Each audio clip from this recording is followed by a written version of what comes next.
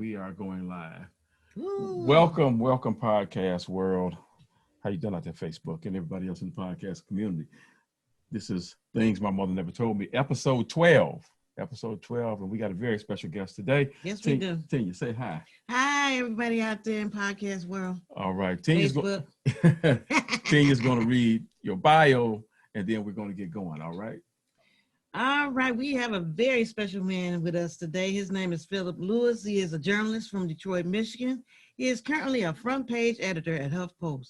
Prior to his role at HuffPost, he was a staff writer and programming editor at the millennial-based digital news outlet, Mike, in New York City. Yeah. His journalism career began in 2015 as an editorial fellow for the Huffington Post in Washington, D.C. He is the co-author of Schoolhouse Wreck, the Betsy Devos story, an inside look into the life of the U.S. Secretary of Education.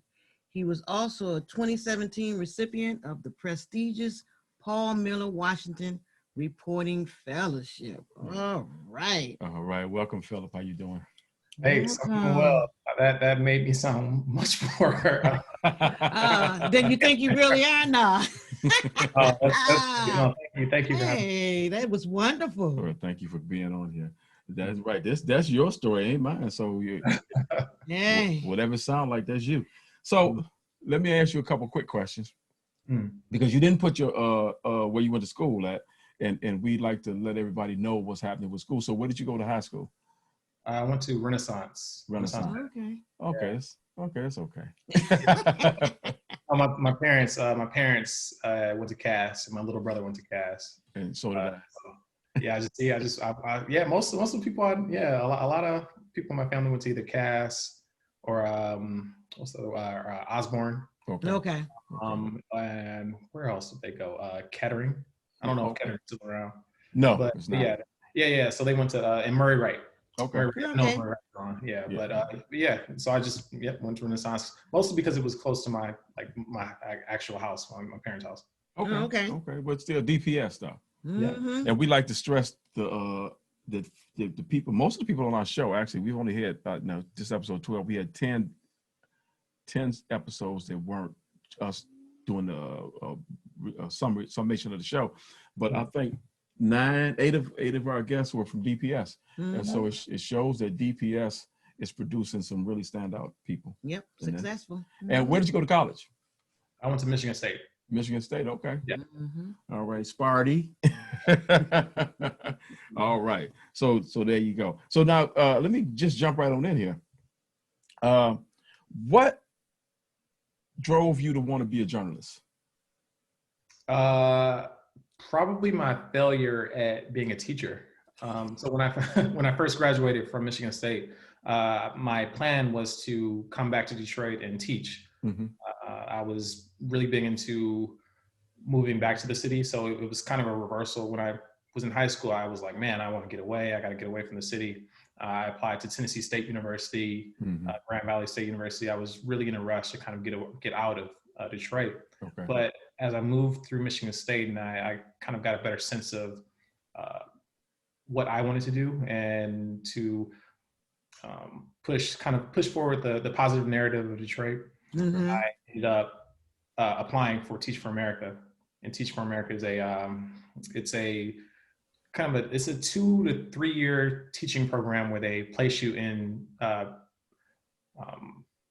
really high risk communities to teach. They have a lot of teacher shortages. Mm-hmm. Right. So I asked to be placed in Detroit, and they were like, "Yeah, go ahead." And, another black man in right. It's limited, yes. Right. Yeah, they were like, "Go ahead." So I applied for it. I got it, and it didn't really go well, honestly. Okay. To be true, it didn't go well. I didn't have the teaching background. Mm-hmm. I majored in sociology when I was at Michigan State, and so TFA. It kind of just drops you into a classroom, basically. Like, it gives you, they send you to this thing called Institute, mm-hmm. and it's like a 4-week program where they teach you everything you quote unquote need to know about teaching. Mm-hmm. And if you are familiar at all with education, you know you can't learn how to be a teacher in 4 weeks. Right. Mm-hmm. So now some people catch on well. I was not one of those people. So they had me at the Chicago Institute. So I was in Chicago teaching second graders for a summer, and then I moved back home to Detroit, and I was teaching at Coleman and Young. Not Coleman and Young. University Yes. Okay. Academy on Curtis, and I had my own fifth grade, like my own classroom, my own fifth grade classroom, a self-contained classroom. And there were just 30 kids looking at me, and I was looking back at them.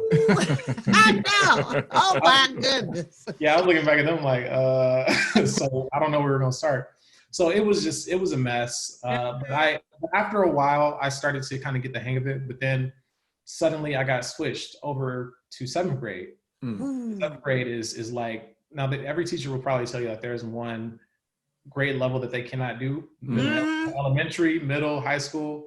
I cannot do middle school, right? Middle school is just awful. Right? Yes. So, there's so much going on. You know, there's so much going on with middle schoolers. Yes. And so anyway, I was taken out of my fifth grade class that I finally, you know, because I started off with them from the beginning, so I had them. Right. I had them, right? Like, yeah. They was used to coming and seeing you. Yeah, I had them in a way. And then I got placed into this seventh grade classroom, which was just, and they were off the chain already. There was a teacher that quit because he just couldn't do it anymore. So I got placed in that classroom, and if you don't build that camaraderie with them from the beginning, it's just over with. So I had them for a little while, and it just was so bad that I got let go. Basically, it was just bad. But I mean, I was like what, 21, 22. Yeah, 21, 22. Yeah, that's when we start. Yeah. Yeah, not great. It didn't go great. So from there on, that was my only job. That was the only thing I was really thinking about when I graduated. Like, I'm going to come back to Detroit. I'm going to make a change. I'm going to teach. Right. And so after that whole thing shattered. And so I was just like, man, I really don't know what I can do. I have no idea where I'm going to go from here. I don't even know what I'm good at, really. So a friend of mine actually was just like, and so after about 2 years of me working substitute teaching and working at the University of Michigan as a program assistant, I was kind of all over the place. A friend of mine was like, hey, you're really good with social media. And at the time I was like using Twitter in a way that a lot of people weren't, as far as like informing people about what's going on. You're really good with social media. You should do something about that. And so I was like, well, I don't know what that means. This was around the same time that people were using Vine, and people were using like other, like social media hadn't quite, it's not quite what we use it or what we see today. Right? So my friend was just like, hey, you should get into it. So I took their advice. I applied to a bunch of different internships in media, journalism, communications, things like that. I got rejected by every single one except for HuffPost, the Huffington Post. Okay. And the reason they accepted me is because what they understood about internships is that you have to actually take some commitment into teaching people if they have if you see that they have a talent, or if you see that there's something there, it's your responsibility as the company to actually, and also if you are committed to diversity, you have to do what you have to do to help, hire, promote, retain, students or people of color, Black people. And so they ended up accepting me. And in the interview, I was like, hey, look, I don't have a journalism degree at all. Like I've never taken a journalism degree, a class, period. And they were like, it's fine. We'll teach you. That's what an internship is for. Right. And so I was like, all right, I have nothing else to lose. I have nothing else to do, So I packed up my car and drove from Detroit to DC. Never thought I would ever leave Detroit. Right. I had never really lived outside of Michigan, really, outside of living in Chicago for a little bit. And I just drove down to DC and was like, all right, well, this is the internship. So and that's pretty much how it went. It was not easy. Yeah. It was a very sharp learning curve, because I was coming into this busy newsroom in the middle of Trump's campaign in 2015. Oh, wow. So it was a whirlwind, and I had to learn like super quick on what to do. Really how to be a journalist from just day one. How to formulate a story, how to get quotes, how to do all these sorts of things. So it was not easy, but that's pretty much what happened. Yeah, you must have had a talent for it, because that was yeah. How many interns were you that were Black? Was it? No, it was just me. So, okay. But there were only 3 interns. 3 interns, okay. Yeah. Mm-hmm. Well, sometimes, a lot of times, we wind up where we need to be because God directs us and puts people that, like your friend told you, oh, hey, you got a talent, you need to use it to do this. And we just stumble into where we need to be. And that's a good thing. Yeah. Yeah, because what you said is so important, that sometimes companies need to understand that people, when they coming out of college, when they coming new into a field, they need to be trained. So if it's an intern program, right, that's what it's for, to train. Not interns don't come in knowing what they're doing. At least they shouldn't. Well, mostly anybody don't know somebody, anything that you come into, they train you to do it. You know what I'm saying? Exactly. They give you the basics and you go from there. Yeah, a very long time ago, I applied for a job at Kodak when they were in Detroit. And the guy said, well, if you don't have a degree, we can't do anything for you. But he said, but the reason why, he said, all we want is somebody with a degree. We don't care what it's in. Because it shows that you are willing to persevere to complete something. Right. If you can do that, we can teach you to do what we do. So I said, okay, cool. So you went through all of that, and then so I'm gonna jump forward just a little bit. What is a day in your life at HuffPost like?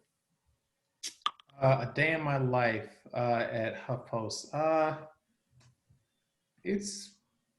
Let's see. It can be pretty.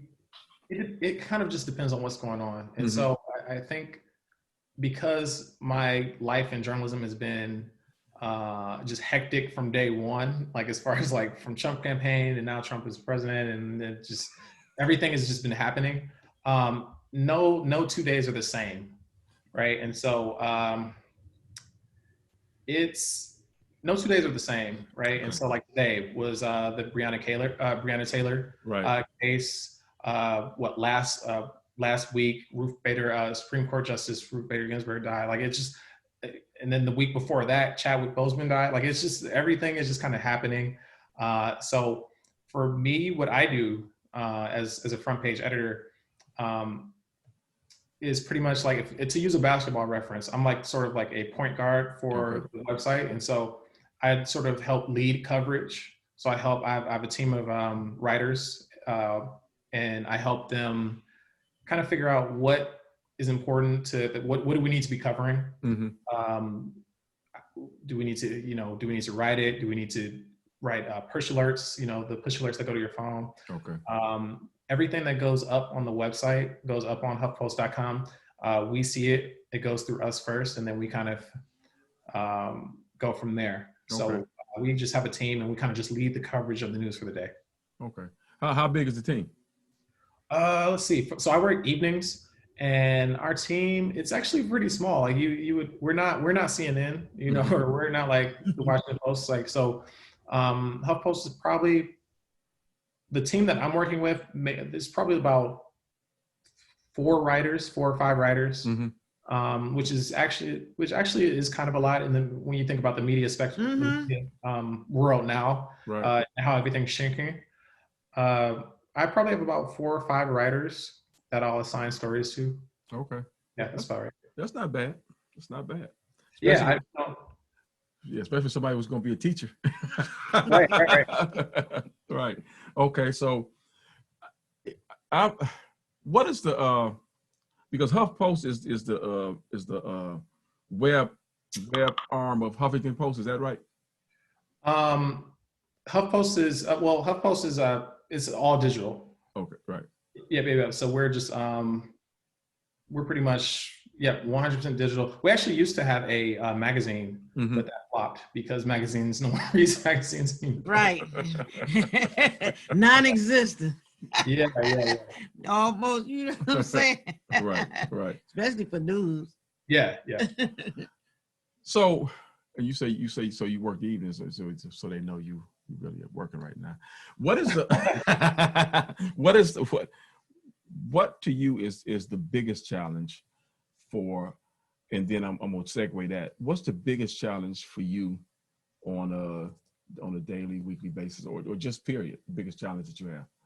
The biggest challenge that I have on a so I'm lucky to enjoy this job a lot. I definitely enjoy it. There's really nothing else that I would rather be doing. Okay.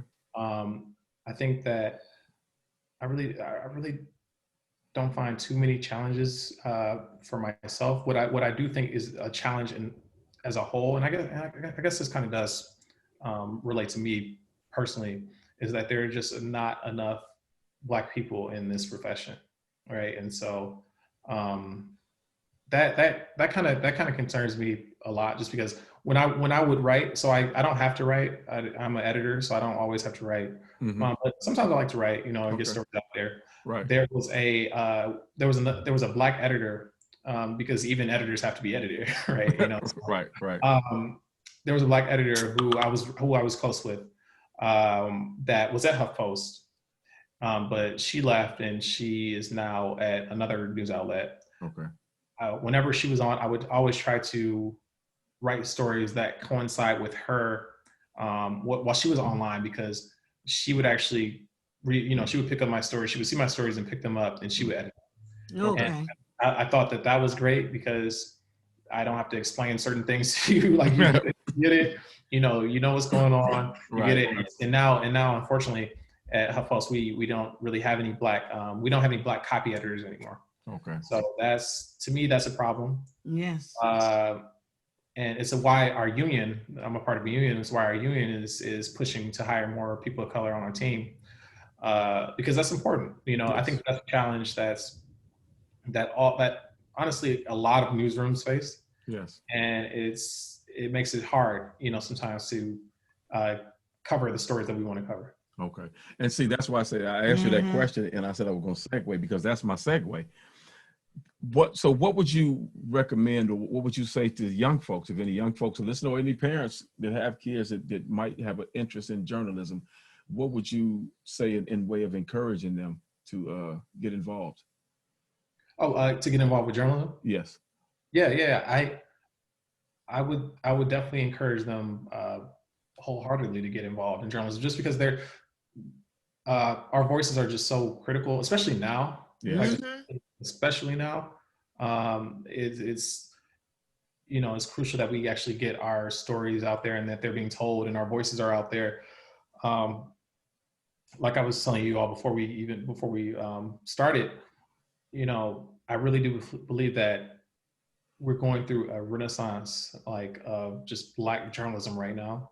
People are starting to see that our voices matter. Yes. So if you have to parents who have kids that are interested in journalism, just tell them to keep writing, but also to keep reading, because you have to be reading. If you want to be a good writer, you have to read. You have to read all sorts of things. So just keep writing, keep reading, and don't let people push you don't feel like you are pushed out of any spaces, or don't let people push you out of spaces. Especially now, 2020, there are more opportunities for us to be able to tell our voices, because you can, if you have a story, you can hop on Twitter. Right. Yeah. We all have publishing power now. Right. Facebook, you got a story, you can tell it on Facebook. You can start your own blog. You can do all this. You can create your own podcast. You can create your own podcast. Right. Exactly. Yeah. So we all have that publishing power. Right. And it's good you say that, because that's the whole point of this podcast, is for us to let people like yourself tell our story, and what we're doing in arenas that a lot of us either traditionally don't do, or people don't think there's access for them. And so that's the point of it. And so the next segue is that you started a newsletter. Yep. Per my last email. Yeah. Let's talk about that. Yeah. So I started that in June. I wanted to try something that was outside of my job, something that was not HuffPost affiliated. This is just sort of a project. I wanted to gauge what my like true audience was, like what people were actually reading, what I say online. And so I just wanted to try to make a newsletter just to see, because I was asked, to start a podcast. I was like, I don't really have time for podcasts. But a newsletter, I think I can do that. So a newsletter, I put it out weekly.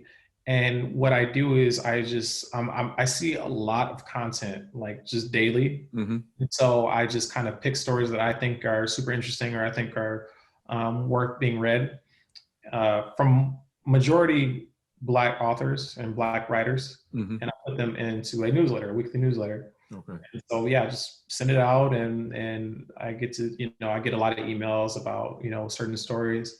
It's fun to do because I'm introducing myself to all other stories that I get to read, So. Okay. Right, mm-hmm. Right. Yeah, because I noticed that you are, I don't know if you still are, but I know you were very active on Twitter. Mm-hmm. I wasn't that active, but I know when I was out there, I'd always see that you posted something. In fact, that's how I was able to contact you to ask you to do this. Yeah. I'm glad I read, because I usually don't read my messages. a lot of it is not good. So I'm glad I saw yours. Right. But yeah, I use Twitter often. Twitter to me is the premier news is premier for news for journalists. Uh-huh. It's the premier social media site. Right. For journalists and people who care about news. It's my favorite social media website. Right. Just because the way that you can get information out there is a little different. I like to liken it to Facebook is more like a big lunchroom, mm-hmm. But your Facebook page is your table, because you invite your friends to your table and your friends okay. to the table. But Twitter is more like or actually I had that, I think I had that backwards. So the analogy I like to use is Facebook is like an apartment complex. Okay. Right? And so, in an apartment complex, we all are in this big apartment complex, which is Facebook. Right. But you live in different, mm-hmm. apartments, right? So right. you control the content because you have a friends list. So you kind of control the content that you see. The Twitter is like a large, lunchroom where everybody, you can see everything that's happening. Right, mm-hmm. Like you see everything that's happening from this lunch table. This community, mm-hmm. back of the room. Mm-hmm. Yeah, because you have Black Twitter, then you have political Twitter. You got all these different communities. You can all see it, mm-hmm. right? So you can see pretty much everything, on Twitter.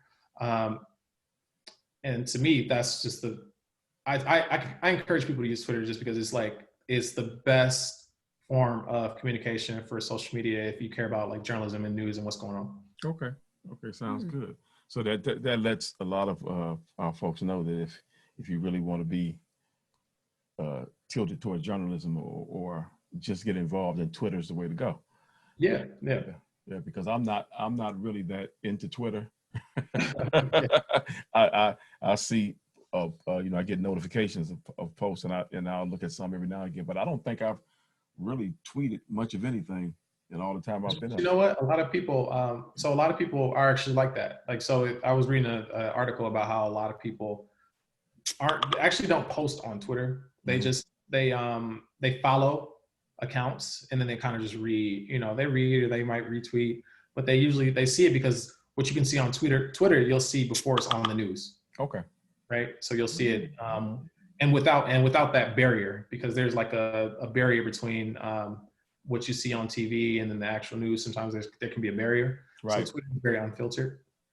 Yeah, especially out of the White House. Yeah. That's another story. I was going to say that. I was like, they said, well, you see a lot of his tweets. So anyway. Right. So how's the newsletter going though? Oh, the newsletter is pretty good. Let's see, I'm closing in on about 2,500 subscribers. Okay. Which is pretty good. I'm still trying to figure out like how to. Especially since June, so. Mm-hmm. Yeah, I'm trying to get it out there. I want to get to 5,000 by the end of the year, if possible. Okay. But I'm not trying to put too much pressure on myself. There's a lot going on. Yeah. Because I know I was out there looking at it, and it's a lot of information there. Yeah. I was surprised at how much information was in there. Because first I was good. I was gonna say you'd be surprised at how much I actually cut out of it. Ooh, it's a lot of news. Right. Because when you first said the thing that you were starting, I said, oh, let me check this out. And I was thinking your run-of-the-mill newsletter where you a couple articles and then that's it. And I'm like, you got stuff from everywhere. Yeah, he up all night. Yeah. I try to include like resources you can use. So like things that if somebody has a Black business that they want more attention, more eyes on, I try to share stuff like that, and events that are like actual virtual events that are happening. I want to make it a little bit more interactive than just sharing papers. Okay. Yeah. And we need that kind of stuff. There's not enough of us promoting and supporting each other when it comes to that sort of thing. Yeah, we do some of it, but we don't do enough of where it matters. I'll put it that way, because it matters, especially like you said earlier when we were talking. Especially now, it matters a lot, a lot. So. I lost my thought. Go ahead. This journalism thing, at one time I thought Jasmine, our daughter, was going to be a journalist because she always wrote down everything. She had journals. Matter of fact, she had did a CD with songs on it. She used to write poetry. I'm just saying, I was like, but now maybe she will review that avenue for a minute. Now she see you out there. Right. Anybody can get into it nowadays, which is really a good thing, because back in the day you only had ABC, NBC, and all the news came through those three majors. Yeah, but now like I said before, we all have publishing power. We can all put things out there, and they can be picked up. We can you don't have to be a journalist with a degree to go to a protest and cover it. Right. Yeah, we see a lot of that actually. People carrying their little Zoom thing with them and yeah. Look, I got a girlfriend that covers every accident. Every time she'll follow a police chase. That's just out there. And she'll go there. She said, "Girl, it was a dead body on so and so. So I followed this police chase." And she'll come in telling us a story about it. Get her coffee. I say, "Girl, you crazy." Yeah, okay. She would write things about it, and she'd come in there telling us about it. Right, and I guess the next step would be to tell everybody, not just her friends at the coffee table. Yeah. So my question then is that we're in the middle of this election cycle. The census is going on. The Ruth Bader Ginsburg thing with the Supreme Court justice. What do you see or do you foresee as the next big thing concerning any of that? Is there anything that you might know about it behind the scenes? You can let us know. Well, let's see. There's the only thing that I know is that Trump is going to pick the next Supreme Court justice on Saturday at 5. Right. So that's happening, despite all of the the back and forth about the hypocrisy. Blocking Merrick Garland, who was former President Barack Obama's Supreme Court justice pick in 2016. There was a lot of uproar about blocking him. Right. But I just think that I would tell people to pay close attention on what's to come, because the election is coming up. November is coming. It's coming fast, and so I think from here, honestly, the Ruth Bader Ginsburg news really just kind of raised the temperature even more, which I thought was impossible.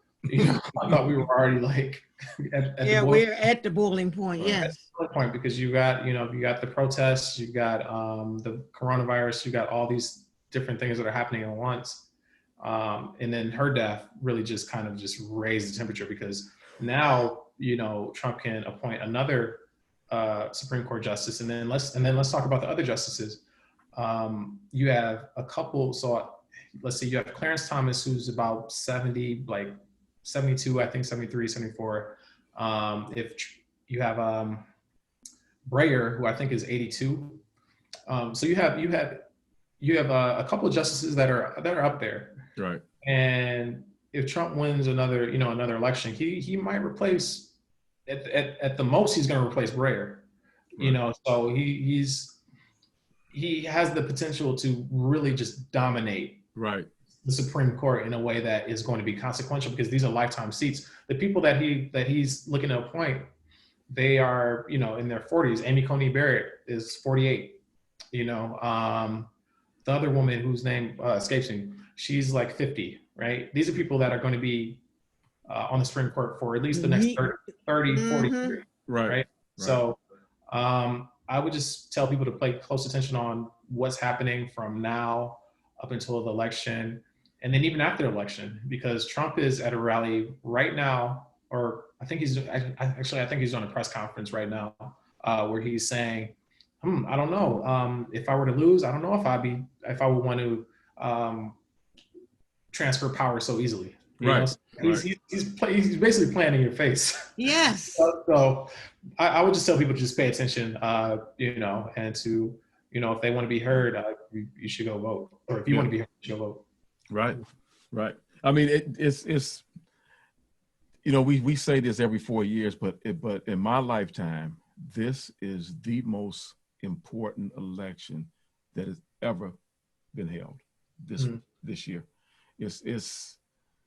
I mean, depending on what side of the aisle you sit on, I don't sit on his side.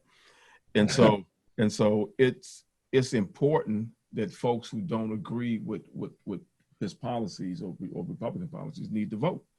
They need to vote because he's in, because they didn't vote like 4 years ago. I was talking to so before the March on Washington that happened a few weeks ago, I was talking to Mark Morial. He's the president of the National Urban League. Okay. And he told me in so many words, he said, this is the most consequential election for Black people since the 60s.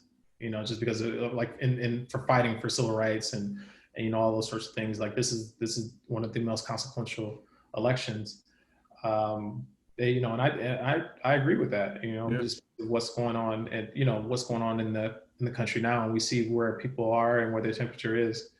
It's critical that people should go vote. Yes. Yeah. And it's so funny that excuse me, doing this while all this stuff is going on. And I was telling Tina the other day, and now all our Black heroes are dying. They're dying left and right. The people of my generation who, and even yours, with Chadwick Boseman dying, Gail Sayers died today. Yeah. In the last week, 2 or 3 R&B singers from the 70s, 60s have passed. Mm-hmm. And along with family members and everything from COVID, it's like real crazy. And it's like people are a lot of people are probably near the edge of the cliff. Yeah, I think so. We lost John Lewis and other civil rights leaders. Yeah. But it's important to know that these people, they have spent years of their life, they've dedicated years of their lives to fighting, for civil rights, for social justice. Yes. And so I think that their lives are, should be a testament, to that, and people should, know that, we have to continue on that fight, and you have to show up in whatever way you can. So whether that's, whether that's going to the voting booth or registering people to vote, whatever that looks like for you, you have to do that. Right, without a doubt. And we just have to participate.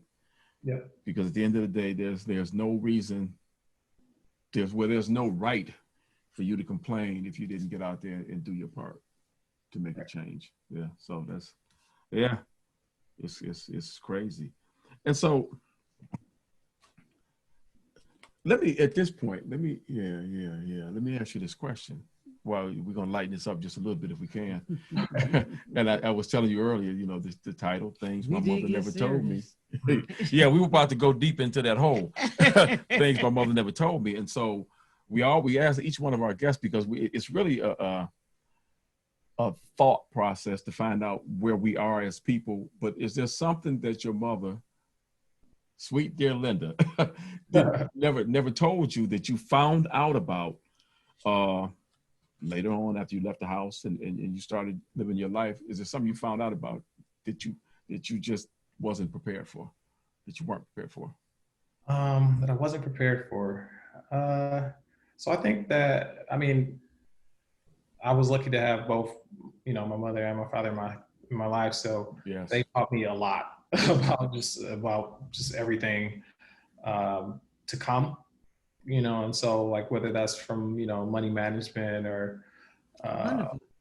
or whatever, you know, honestly, they taught me so many different things.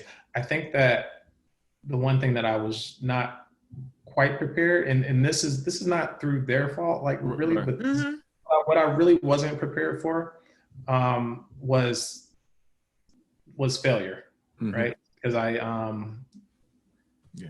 never thought that I always thought that I'd be able to kind of handle everything that, you know, came toward me or whatever, just because of the way the way I was raised. I was very resilient, and I knew, you know, I always knew that nothing could like take me down all the way, right? You know, but failure, like being let go from Teach for America, that was a huge blow, you know, for me, and I wasn't ready for it because I had, not to say I hadn't you know, I was always doing well in school, or because I wasn't always the best student. I wasn't, you know, but you know, being let go from that, and then just really kind of just wandering for like 2 years, you know, 2 or 3 years after graduation, really not knowing what I was supposed to do or what I was supposed to do in my life. That's something that you really cannot really prepare for. Right. You know? Right. You can't really prepare for that. And so, you know, my parents, of course, they raised me to do the best I can and everything. So right. That failure was just like, whoa, I was like, oh my goodness, I'm not, you know, I don't really know what I'm doing. I'm here. I graduated from college. Like, where's my money? Where's all the money? I know. Like, where's the job that I was? We want everything instantly too. I should be stepping right into a position. Exactly. Like I was promised I was, you know, when I graduated, I was going to have a job and do all that. Right. You know, I took out all this debt. You know, so I'm like you too. I was the same way. I was like, dang, I'm student teaching. What's the name? I'm getting laid off. I'm like, dang, yeah, next job I get, I'm in the mail room. Yeah, exactly. You know, so I was just like, well, I don't really know like where I go from here. Right. But honestly, it all worked out. Yeah. Yeah. And I'll tell you, because the audience might be getting sick of me saying this, but the whole point of the question is not so much that your mother or your parents failed you in any type of way.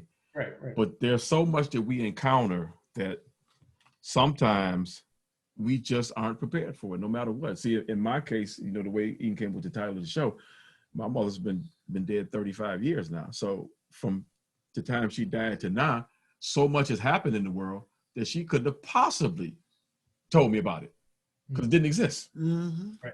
And so in your case, you know, they didn't, in a way, they did prepare you for failure, the possibility of, because you said they taught you how to be resilient.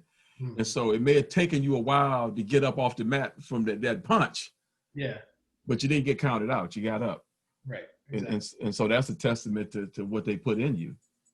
So yeah, because everything you said after that was saying that, you know, you bounced back well. Yeah. It took a lot longer than I was hoping. That you was hoping for. And life, you know, life keeps on. It can be a little scary. Yeah. Yeah, life keeps on, but as long as we keep our ears open and we keep doing the right thing, we tend to land on our feet. Yeah. And it appears that you have. You found your niche. Yeah. So that's wonderful. You got anything else? Just parents that know the Lord. So yeah. You know what I'm saying? We're constantly praying for our children, that's for sure. Right. And so I'm gonna ask you a couple more things and then we'll let you go, because I know you said editorial fellow for Huffington Post. Yeah. And then the Paul Miller Washington Reporting Fellowship. Tell us about those two things. Yeah, so the editorial fellowship, that was it was a fancy title for internship that they gave Okay. us. Okay. It's a fancy title for internship that they gave us, but it was a glorified internship basically. Okay. I mean, it was fine. You know, they paid us, right? You know, Oh, okay. you know, because there's been a push to obviously pay interns. You know, back in the day, they weren't always trying to pay interns. You know, so now they're trying to pay interns more, and so they paid me $15 an hour, which you know, is not going a whole lot far in DC. Right. So Right. I had a friend, and I stayed with her and her husband in just like basically like they had another room that was basically a closet. And so I paid them like $400 a month or something. Hey, we got to crawl before we walk. Yeah. So I'm really appreciative of them because I didn't know what I was going to do. Right. So that was the editorial fellowship. It was about 3 months. And then I moved to New York for Mike to work at Mike.com. And I was there for about a year, and then I moved back to DC to work at HuffPost again. Right. And then the Paul Miller Fellowship was in 2017, and this was a fellowship basically through the National Press Foundation. Okay. And they basically every year they take in a new cohort of journalists that are kind of like new into reporting in Washington, and so you have to have like maybe less than 3 years experience, and they will. How it goes is every Monday they will take you to different places in DC, and then you talk to esteemed, like kind of like well-established journalists. So, Yes. you know, one day they'll take us to the White House. So we went to the White House and we talked to White House correspondents. And then they took us to the Pentagon and we talked to the Pentagon correspondents. They took us to the Hill and we talked to the Congress reporters. So they'll take us in different places in DC and we'll talk with folks. So it's like 20 people that get in it. So it's a pretty cool experience. Yeah, it sounds like it. And you met some good people too. You had some good access. Yeah. I ain't gonna ask you about Betsy DeVos, but it sounds like that for something that wasn't what you intended. Sound like you're right where you need to be. Yeah, I think so. I really do enjoy when people tell me that they enjoy one of my stories, or what I really enjoy about it is just bringing awareness to the things that we care about. So a couple, maybe like last year actually, I wrote a story about this ice cream shop in DC. It's a black-owned ice cream shop in DC by Howard, and it's after writing that story, the place got so much business. You know, it was really exciting to see how like the place has grown.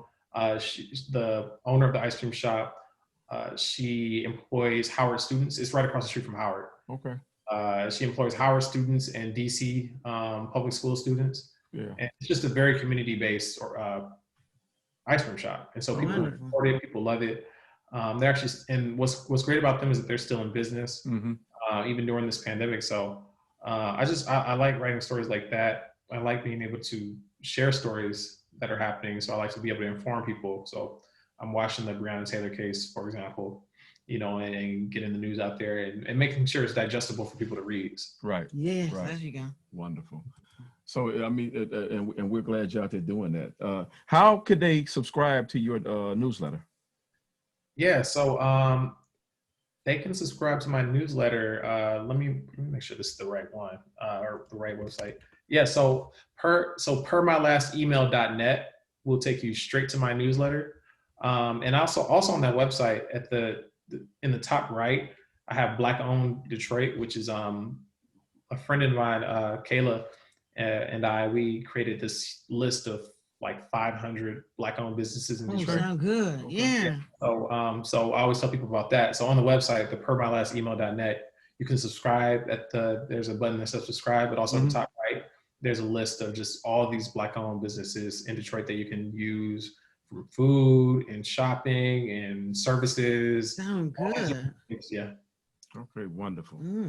Wonderful. And I hope the folks that are listening will take advantage of this, because we need to know. I mean, I know there are other people with lists out there, but we need to look at every list of Black-owned businesses that we can, and try to support as many as we can. And I'm happy to hear that after you wrote your story that ice cream place blew up. Yeah, here's the scoop. Here's the scoop. If you're ever in DC, definitely stop by. She's a great lady. And yeah, I mean, the Howard students really appreciate her being there. It's called Here's the Scoop. Yep, it's called Here's the Scoop. Oh, wow. Oh, yeah. Yep. Yeah. We wanted to make sure it was a place that people could come and actually like commune. Like so they, before the pandemic, they were actually a space for people to, I think she has like a backyard too, and people came there to like learn how to, I think, make their own ice cream, or it was basically just a space for people to do all sorts of different things, in the community. Yeah, that sounds good. Well, we had the power to build it up, just like we got the power to shut it down. Right. So I asked you this: is there anything else that you think that our listeners need to know that you would like to share about journalism? Or just in general? I would just tell people just to read. Like, the best thing you can really do if you want to support journalism is actually like read the content that's coming out. Like we definitely need those clicks. Right. We definitely need the support. So if they're, and also it helps to share. So if you share, one share on your page. Oh yes. Somebody else might see it, and then somebody else will see it, and it's just a big effect. So definitely reading and sharing our stories. If you support it, that's a big help. That goes a long way. Right. And that's what our intention is. Our Brandis is she's everything that we said about links and sites, she's posting it out there right now for the people to look at and click on. So so hopefully, and then I also tell all my guests, if you have anything that's coming out the way, send it to me and I'll post it to my page, and we'll see what happens. Okay. See we get some viewership that way as well, or some likes, some clicks or something. Tina, you got anything else? Yeah, well, we hope you'll go out and take a look at your your part on our show. You'll take the time out to do that. Right. Yeah. Right. And share it out there if you can. That's right. Yeah, you have a lot of stuff to say.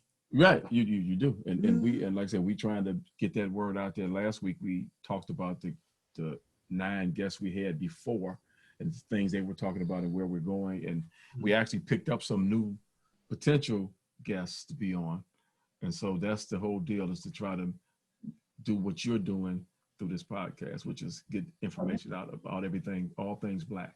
Yeah, and especially stuff that we don't necessarily know. We definitely need some guests. I definitely know some people. Right. Yeah. Well, we do. Let me know. Yeah. Let us know. That's right. Now I'm going to ask you to be the the go-between so that we can connect. Yeah. Because with your stamp of approval, I'm sure they'll be more likely to to come on board. Just tell you, like the last guest we had on in the trap shooting, and it's an African American group, oldest in the country, that they do trap shooting. And next week we got a young lady who's into archery. Oh, okay. Yeah, and so those are things that we don't necessarily associate with our community. Yeah, a little everybody. Yeah, at least not in a good way. All right. Yeah. So, Trina, you good? Yes, I'm good. All right. So, Philip, we thank you for your time. I know you got some pressing issues to take care of. Listen, I appreciate it. Definitely. I definitely appreciate coming on. Definitely a good conversation. Yeah. We appreciate you coming on. Yes, thank you for sharing with us. Right. You enjoy the rest of your day. Thank you. We appreciate you. Thank you. All right. And get that information to me. Okay. Yeah. No, I definitely will. All right. All right. Have a good one. All right. Take care. Bye. Bye. All right. And so while we're wrapping up, just so everybody will know, I'm going to say it again. Next week, we thank Philip for coming on.